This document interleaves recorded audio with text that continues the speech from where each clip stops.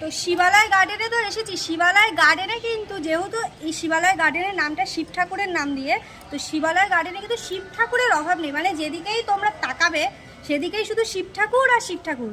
তো আমরা তো মন্দিরে শিব ঠাকুরের মাথায় জল ঢেলে আসলাম, বেরিয়ে দেখি আবার একজন মহাদেবের মূর্তি এখানে বসে আছে। তো চলো তোমাদেরকে দেখাই, আসো। তার আগে পূজা দেখিয়ে দিয়েছে। তো এই হচ্ছে মহাদেবের একটা সুন্দর মূর্তি, কত সুন্দর লাগছে দেখো মহাদেবকে। তো এই দেখো আমাদের পুজিরা নিয়ে চলে এসছে।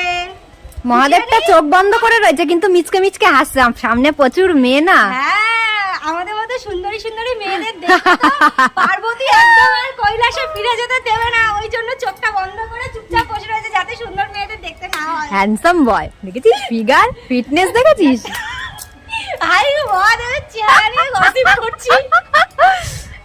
ফিটনেস মারাত্মক। তো যেটা বলছিলাম সেটা হচ্ছে শিবালয় গার্ডেনে কিন্তু শুধু যেদিকেই তাকাবে বেশিরভাগই সব শিব ঠাকুর। এছাড়া তো এখানে রাধাকৃষ্ণ, জগন্নাথ সরি গণেশ ঠাকুর, রাধাকৃষ্ণ, ব্রহ্মা, তারপরে আরও অনেক ঠাকুর রয়েছে, আমি সবগুলো ঠিক এখন মনে পড়ছে না।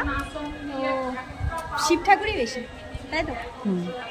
তো কেমন লাগলো এই মহাদেবকে অবশ্যই কিন্তু কমেন্ট করে জানিও। বাই।